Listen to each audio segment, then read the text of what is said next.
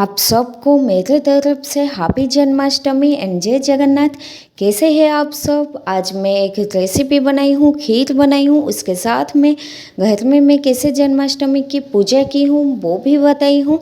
तो I hope आपको video बहुत अच्छा लगे। अगर आपको वीडियो अच्छा लगता है तो आप प्लीज़ वीडियो को लाइक कीजिए, शेयर कीजिए, चैनल को सब्सक्राइब कर लीजिए।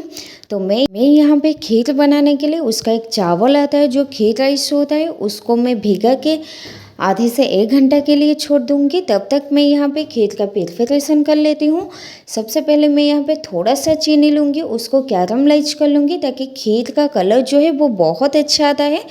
आप खीर के हिसाब से पूरा चीनी अगर आप यहाँ पे ले लेते हैं तो खीर जो है वो थोड़ा कड़वा लगता है, इसीलिए थोड़ा सा चीनी को कैरमलाइज करूँगी ताकि खीर का कलर जो है वो बहुत अच्छा आता है।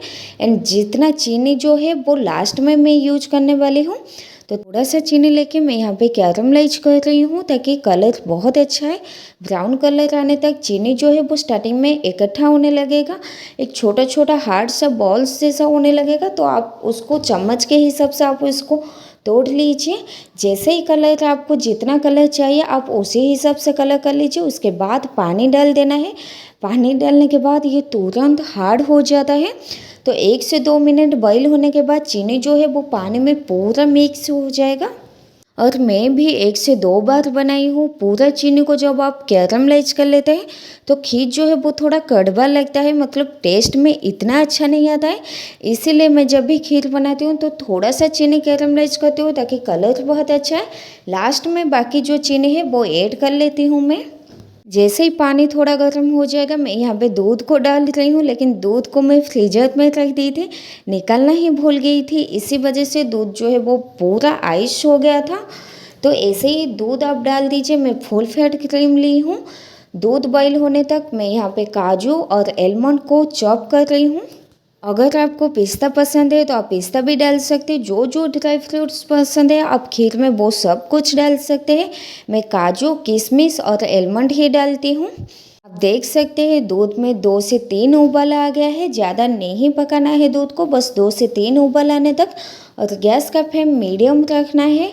उसके बाद यहाँ पे आधे घंटे में चावल अच्छे से सोख हो गई है, तो चावल को 1 से 2 बार पानी से धो लूँगी ताकि जो भी मैला है वो निकल जाए।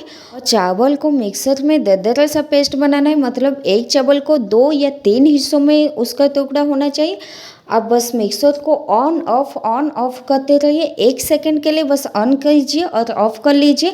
1 से 2 बार कर लीजिए। तो अगर आप ज़्यादा टाइम के लिए मिक्सर बुला देते हैं, 1 मिनट के लिए या 30 सेकंड के लिए भी, तो चावल जो है वो पूरा पेस्ट हो जाता है और खीर इतना अच्छा टेस्ट नहीं आता है, अच्छे से बनता भी नहीं है। तो चावल को डाल दीजिए, मिक्स कर लूँगी। उसके बाद मैं यहाँ पे इलायची और तेज पत्ता डालूँगी, क्योंकि तड़के में मैं इलायची और तेज पत्ता नहीं डालती हूँ। जब चावल डालती हूँ उसके बाद ही मैं इलायची और तेज पत्ता भी डालती हूँ। चाहे वो सेवैयाँ की खीर भी हो उसमें भी मैं इलायची और तेज पत्ता वो सेवैयाँ डालने के बाद ही डालती हूँ ताकि फ्लेवर जो है वो बहुत अच्छा आता है। आप प्लीज़ एक बार ऐसे बना के देखिए। इसी टाइम पे मैं यहाँ पे डाल दूँगी एक बड़ा सा चम्मच में 1 चम्मच घी। आपको जितना घी पसंद है आप उतना डाल सकते हैं, लेकिन फास्टिंग है तो मैं ज़्यादा घी नहीं डालती हूँ, 1 चम्मच ही यूज करती हूँ। और खीर को पकने के लिए कम से कम 45 to 50 मिनट लगता है। तब तक मैं यहाँ पे पूजा की प्रिपरेशन कर लूँगी। एक फूल का माला बनाई हूँ, उसके साथ जो भी फ़ोटो है सब फोटो में से मैं यहाँ पे फूल अच्छे से सजा के रखी हूँ, क्योंकि पूजा के दिन फूल जितने अच्छे से सजाती हूँ मैं उतना अच्छा लगता है मुझे। और इस बार जन्माष्टमी में मैं ज़्यादा कुछ भी नहीं बनाई हूँ, बस खीर, लड्डू ये सब ही बनाई हूँ, क्योंकि सामान भी इतना नहीं मिलता है, फूल भी नहीं मिल रहा है। क्योंकि गुजरात में बहुत ज़ोर से बारिश हो रहा है, जन्माष्टमी के पहले से दिन से ही बारिश हो रहा है, तो मार्केट वगैरह सब कुछ बंद है, इसलिए कुछ भी नहीं मिलता है। जितना मिला है उसी हिसाब से मैं सब कुछ की हूँ। यहाँ पे तिल का लड्डू भी बना रही हूँ। जैसे ही चावल पकने के लिए आ जाए उसके बाद मैं यहाँ पे डालूँगी चीनी। स्वाद अनुसार चीनी डाल दीजिए, क्योंकि स्टार्टिंग में मैं थोड़ा सा चीनी डाली थी। और लास्ट में काजू और एलमंड को घी के साथ फ्राई कर लेना है। उसमें लास्ट में मैं डालूँगी किशमिश। गैस को बंद करके आप किशमिश को डालिए, नहीं तो किशमिश जो है वो बहुत जल्दी जल जाता है। और खीर पूरा ऑलमोस्ट पक गया है, तो मैं यहाँ पे जो भी काजू किशमिश एलमंड जो फ्राई किया हूँ वो डाल दूँगी। एंड सबसे लास्ट में डालती हूँ कंडेंस मिल्क, ताकि टेस्ट जो है वो बहुत अच्छा आता है। तो मैं यहाँ पे 2 से 3 चम्मच कंडेंस मिल्क डालूँगी और मिक्स कर लूँगी। इस टाइम पे गैस को बंद कर लेना है। आप खीर देख सकते हैं, खीर कितनी ज़्यादा यम्मी लग रही है, बहुत ज़्यादा टेस्टी बनी थी ये खीर।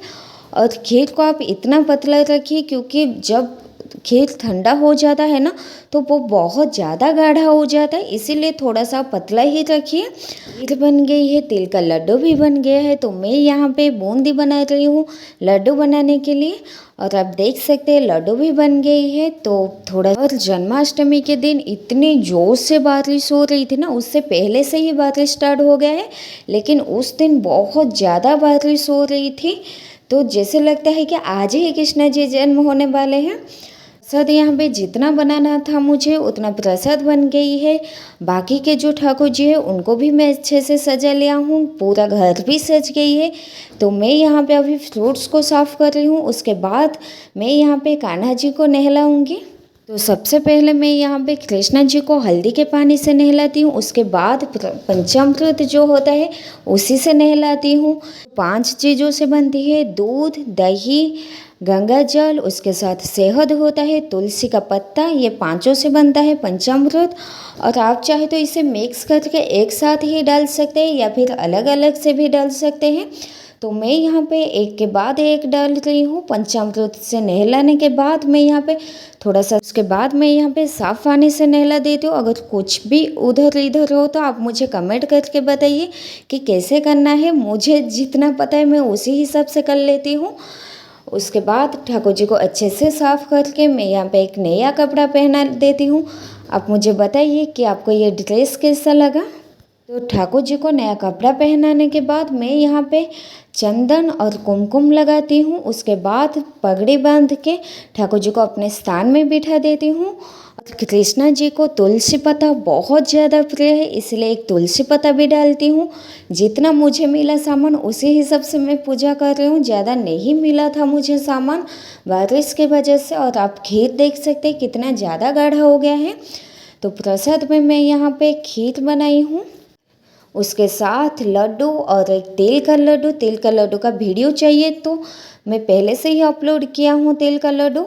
और उसके साथ थोड़ा सा बूंदी, पूड़ी और दही, उसके ऊपर थोड़ा सा शक्कर डाल देती हूँ। तो मैं यहाँ पे प्रसाद और ठाकुर जी सब कुछ रेडी होने के बाद ही मैं यहाँ पे दिया लगाती हूँ और पूजा स्टार्ट कर लेती हूँ। तो घर में और ठाकुर जी के पास दिया लगा देती हूँ सबसे पहले।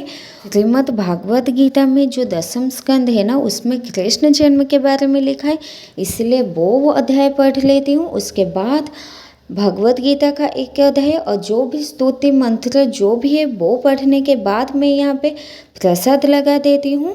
प्रसाद चढ़ाने के बाद थोड़ा सा प्रसाद एक और प्लेट में निकल के उसको अलग से पूजा करना होता है, वो भी पूजा करती हूँ।